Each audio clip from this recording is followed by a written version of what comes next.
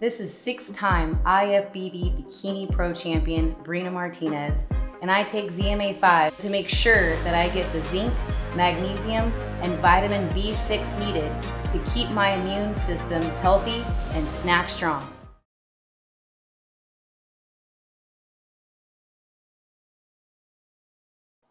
Hey, what's up, everybody? I'm Marcos Villegas, being joined with Derrick James, the trainer of Errol Spence, and they are gearing up for this December 5th pay-per-view on Fox, where him and Errol Spence will be taking on Danny Garcia. Errol defending his welterweight titles in this anticipated matchup. Derrick, hey, good to see you again. Thank you for joining in with us. I would imagine you got done with a long day of training with Errol today, right? Right, yeah, it's been grueling and tough, man. Tough training camp. But at the same time, I'm happy to be here, man. Same here, man. Happy to be able to talk to you. What did you guys do today in training? Well, we sparred. We sparred like 12 rounds, and did some ab work after that a little bit. So yeah, that's about it. It was an easy day. It was an easy sparring days or easy days? No, it was in and out. You know what I mean? Like something with like normally you spar like 16, 14 rounds. We went 12 just today. So, Why yeah. 12 just today? Is it just kind of Because what happened was one of the sparring partners fell out, so we had to fill him in with another guy, bigger guy, and the other guy only went 4 rounds. So yeah, 4 rounds, one guy, 8 rounds with the other guy. How do you structure like the camp at this point? Like, what are you guys really focusing on at this point?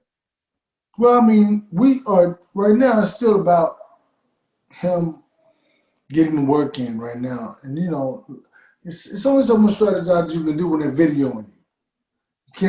So you just got to really get the work in and just know that the last day is this week, and then that's when you start the job. Boy, I'm home on my iPad and studying. That's really when you make the big, profound, adjustments and everything. Yeah, you've told me before you're extremely detailed oriented. So how is that process when you're looking at tape over the sparring? Like, what is it exactly that you're looking for there in terms of applying it for a camp to prepare for a fighter? Well, what happens is I've seen Danny Garcia fight a lot, but to look deeper into that is to watch and see what he does, throw the punches he throws, just so Errol is familiar with that. So, and you go in with the idea of what to expect. So if he may throw this punch, that punch, this punch. It's not so much only about a hook. It's about so many other punches. I mean, people talk about his left hook, but he has good right hand, he has good right hook, good hard body shot. So he throws a lot of good shots, right? So it's like you just have to just keep it in his mind and keep throwing these shots so he knows at this point. So there's never unfamiliar territory. He's in the ring. Have the sparrings, have you been getting what you've been wanting to see from Errol? Have they been challenging at all, given what you explained to me? Like, how has the sparring been? It's been amazing, man. He's been looking great, but everybody will say that, right? But I have him sparring like a 180-pound guy, which I trained this kid, Burley Brooks, and he looks amazing, man. Then he spars with Flavio, which is his sparring partner, and he's like 160, 170, because to take this type of pounding over and over and over again, you have to be it's like even heavier, because a smaller guy can't take that type of pressure, that pounding over and over to the body, all over the body. So it's like, so you have to have guys who are a little heavier though. Okay. So you've been seeing Errol really pressure these guys and put it on these guys, these bigger guys. Right, yeah, you put the pressure on the man with body shots. I saw what Sean Porter told you. He said, you'll know it's real when Errol hits him for the first time. Because, he's been hit by him. He can tell you he's a big puncher. Mm-hmm. Yeah, very true. I think that's like the big question like a lot of people have about this fight is what's going to happen when that first big punch gets landed on Errol. I know you've heard this question many, many times, but like during sparring, did you get those questions answered from what you've seen so far? Like, if you had any questions? Right. Man, listen, I've seen him get hit with the right hand. I mean, straight right on the button. And he, within seconds, the guy hit him with a shot. Within seconds, the guy, I was successful with it. The big 180-pound guy hit him with a straight right hand. And then within seconds, he does it again because he had a little success. Errol blocked the shot. Within he threw, boom, he landed right again. Boom, he blocked him. So it's like the punch didn't even affect him because he's thinking mentally that he got hit with a shot. Within seconds, he blocked it. Blocked because he got through another right hand right after that. Now, so I've seen him get hit with shots, and that's what you really want to see. How does it bother him? How does it affect him? And really I'm watching him, and his mental is there. Because to see that day, that says it all. Because this was the big guy throwing a big hard shot. He took the shot, and within seconds, he throws it again boop, block it. So yeah, he's thinking. So this is the same Errol then that we're going to see. This is the Errol what he was during the Sean Porter fight, if not even better. Without a doubt, yes. That's I think even better because more focused, more concentrated. I think that you know what is different when you fight a guy with a different skill set, right? Sean Porter has a different type of skill set. You have to be there to fight. You can box, but you can't imagine that a fight's not going to break out. So that's what Sean Porter is. Danny Garcia possesses a fast hand. He possesses quick counterpunching, and he's an intelligent fighter. Not to say Sean Porter is not, but just to say that I think that Danny may be a little bit more. I have the ability to be more, so you have to go into it with an intellect to be more intelligent, to not take something for what it is and not be comfortable with some success that you have because he is mentally making a Rolodex, calculating, okay, he's doing this to me, doing that to me. And I think that Danny makes adjustments because you see, when the guys that he generally knocks out, the guys who, Amir Khan was hitting him a lot and getting it, but he got comfortable. You can't get comfortable.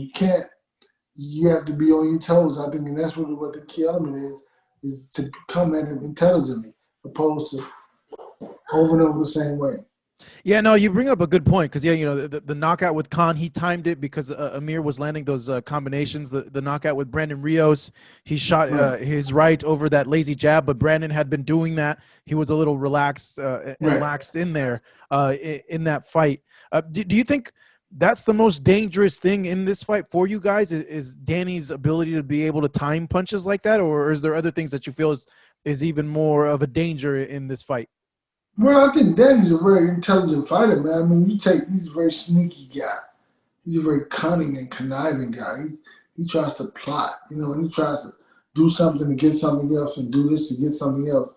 He's very intelligent. So so that's the thing about it, when you watch him, it's not really what you're looking at, he's going to do after what you see. And that's really what it is. So he's a very intelligent, very smart fighter, man. They come out, and this is the thing about it, he has very fast hands. And he may throw something to get something else. So you just got to watch the shot and then something else, because there's something else coming after that. You have to know that. You have to be intelligent. And that's where the preparation, preparing your guy to know that this and this and that and that. Not just this, not just that. There's more to it. So you have to be intelligent. You have to, and it's not. He's a great fighter. That's all I can say. Yeah, no, Danny's just very solid. He's just a very solid guy. He does everything really, really well. Like, nothing exceptional. Well, maybe his timing. I think he does have exceptional timing, but he has exceptional timing. Yeah. But in terms of everything, he's just extremely solid everywhere. Right. I think that the timing may be his best deal, and he has speed too. So, and both of those work together, which is When you say speed, you mean hand speed or foot speed? Because people have called him a little slow before. But I just said hand speed. It's hand speed. But I'm sure, listen, put it like this.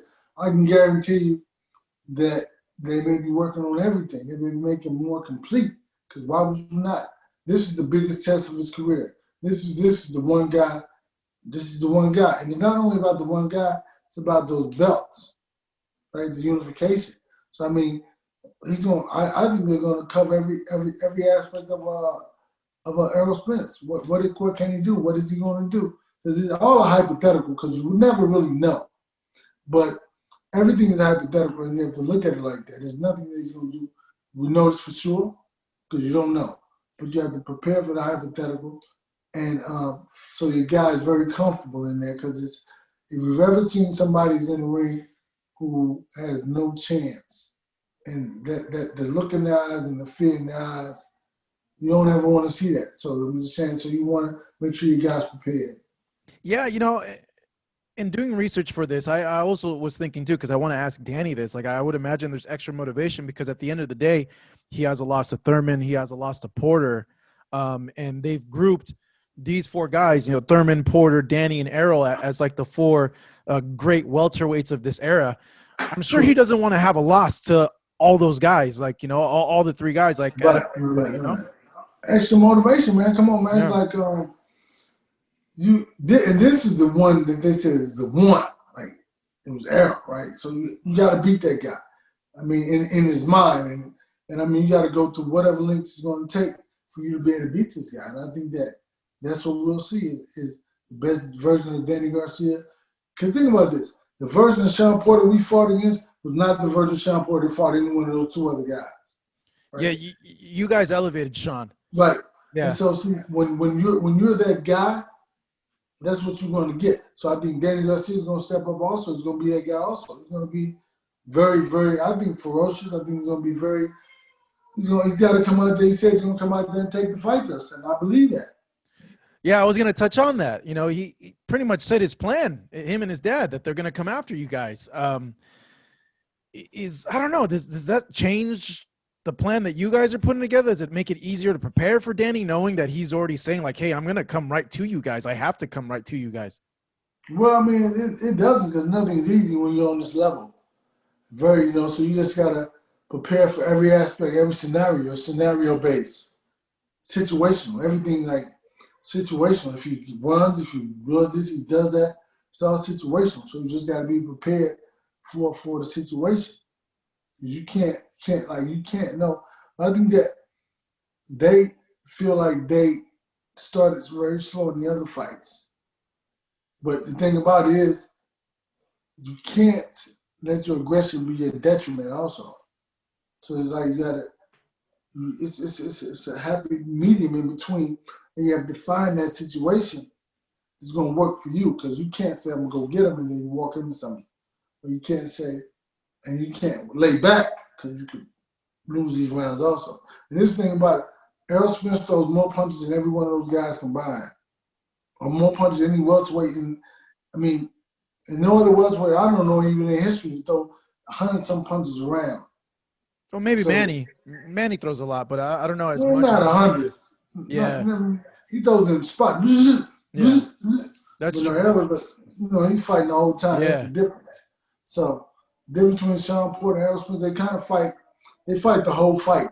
Most guys throw punches in spots. Fight the whole. That's the difference.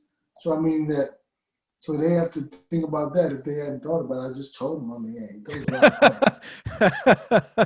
Right. Do you think this fight is more similar to the Porter fight or more similar to the Mikey fight? It's more similar to the Mikey fight. You think so? Because Mikey was a good counterpuncher. Mikey was a good boxer. You know what I'm saying? Do you think we'll see a similar performance from Errol? I don't know. I don't know that. I'm just saying that it's really to what Danny does. I think we prepare for the fight, man, because I think that you have to prepare for what I'll say is that when you said to me, I took it as you were saying from the other perspective, not how we fight them, but how they fight us, right? Mm. Is that they're better intelligent boxers. That's what I was looking at. That Mike is a very smart fighter with good counterpunching ability, and also Danny is the same thing. That's what I was talking about. Not necessarily from my perspective how we're going to fight and strategize, but I think that it's going to be a good fight, man. I think that you have to come out there. You have to be prepared to fight. I think Errol, we may go after him. We may go after him. You know what I mean? Because I think that Errol's the best conditioned fighter in boxing. I believe. I see his condition. I see the punches he throws. You go back and look at several fights. You see the way he gets. Look, well, Mikey. You punching. He's throwing punches nonstop, hard shots nonstop. So I think that it just depends on what Danny does, how he presents himself. If you take a look back at when Errol first started this camp, this whole process, did you have any doubts that he would get to this point, looking at him from when he started until he is to where he's at now? No, not at all. Because I even told him, I said that I don't care. Like from the first day we sparred, I said I don't care. I didn't care how you look today. I just wanted to see you find yourself. You find yourself. I said because I know the kind of competitor that you are. You don't push yourself to every limit to push yourself to be great. So it really wasn't a big issue to me. I didn't really care about it. So you had like no questions, no worries those first 3 sparrings at all, like where you're like, No, I mean, let's see. I believe in my guy, and what happens is that you want to see how he's going to be, right? But you don't know, but you want to see. And when I saw him, and you find his groove, because that's really what it is. You're out, so you have to find the groove. And listen, he found his groove. He's back on it, man. He's back. He's back to being himself. And so that's really what it is. He mentioned, he mentioned during the press conference that it felt weird. It felt awkward to him when he first came back. You looking from the outside in, what looked weird or awkward to you, or did he look the same? It wasn't really that it was weird or awkward. It was just it was weird or awkward to him. But from my perspective, it's just him finding his groove. I mean, because you got to think about it, to be out and to get back in. And then listen, the second day, he sparred one day, second day, and first day it was good, right? Second day, man, he's like, I felt sorry for that guy. You know what I mean? So it's like, you got to find your groove, you got to find your, and I think that he found it. I mean, and so, and he keeps finding, he keeps building on it every day. So that's the key element that you see. His weight is right. I mean, he's right. I mean, so it's like, it's amazing to see because this is true dedication. This says what somebody can do when they really want to do it, and they have their mind made up, their heart made up. I mean, I think that's a key element. Nobody can test your personal desires, and he has personal desires, and he's reaching those. You mentioned you felt sorry for him on the second sparring. What happened? Man, I'm sorry for the other guy. Oh, for the other guy. Oh, he put it on the other guy then. Oh man, my God, man. Yeah. Yeah, I was like, oh my God, like yeah, it was. So yeah, not for him, but the other guy. Yeah. Right. Yeah. How bad did he put it on him? Hey man, he just had a good day. Yeah. I mean, yeah. I mean, it was amazing. Yeah.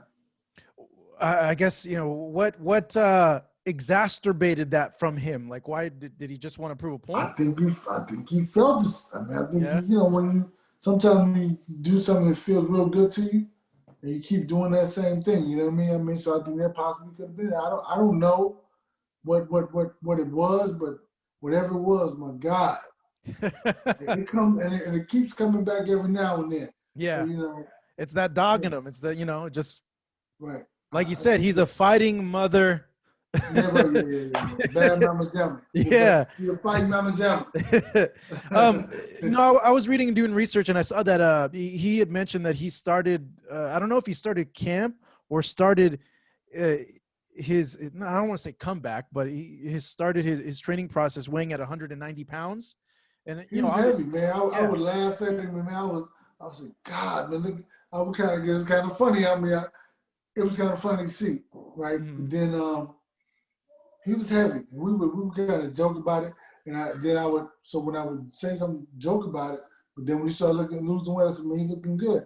I see you losing weight. I think that was just like, he's like, you're not gonna laugh at me for too long, right? Until he started getting ripped up my mask. I'm like, yeah. Because I was gonna say, like, as a trainer, you had to have looked at it and been like, oh man, that's a lot of weight to cut. Like, I would imagine that would have been a concern, right? No, I mean, it really wasn't, because these are boxes. I mean, the difference is that you want them to live their lifestyle. And the lifestyle is to be able to, live a moderate lifestyle. Not. I think we lost you, Derrick.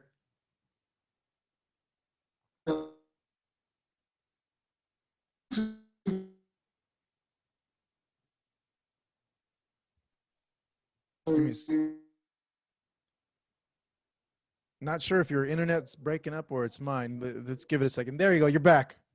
That was you. Yeah, you were That was froze, me? froze, yeah. Okay, I apologize yeah, about that. It's about 3. Okay. That's why I'm looking like, okay, yeah. Yeah, about 3. Yeah, I was like, man, you had the same look in your face for a long time. Yeah. I know I didn't say anything that's startling, but hey, yeah, you're not wrong. I stopped time. Right. Hey, that's a superpower, man. Yeah, I know. So you had no worries. You know, he looks phenomenal. He looks like he's in great shape. Like I could tell by his face that he's in shape. But from right now at this point, like what weight is he at? Because I know as a coach, you can't just ask them what weight they are because they won't tell you. Like you got to really look. No. He like 2 weeks, 3 weeks ago, he let me see. You want to see how much I weigh?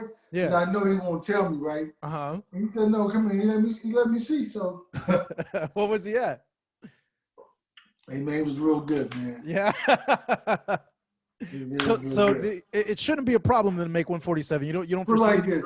His weight, I can tell you his head how much he was over on one hand. How much from 147? From how much he was overweight on one hand. On one hand. Right. So 5 pounds at least. One at least, yeah, no more than 5. Oh wow, that's phenomenal. Three weeks out from the fight and already that close? No, that was 3 weeks from today. 3 weeks from today. So 3 weeks ago. That's a month and a half. It was 3 weeks ago. Yeah. So a month and a half ago. So he's already at weight. That's what I'm telling you. Wow. Dang. That's ahead of schedule. That's for sure. Dedication. I mean, really, it's like you want to live a lifestyle like that, right? You know, you don't want to. That just shows you how much he wants it, how bad he really wants it. So where it's starving and this and that. No, he's not gonna need that. The last thing on this fight, like to you, Derrick, what I want to say, like, what wins Errol this fight? Do you feel, or what will or could be the most difficult thing for Errol to overcome in this fight? Danny Garcia. I mean, you know, whatever. Well, I mean, listen, man. This guy has been an underdog his whole career, even though he shouldn't have been. Danny Garcia. Mm-hmm. And every time, most of the time, he prevails. Lucas Matisse, come on, man. Kendall Holt, even Zab Judah. Come on, Amir Khan was in him. I mean, all these guys, right?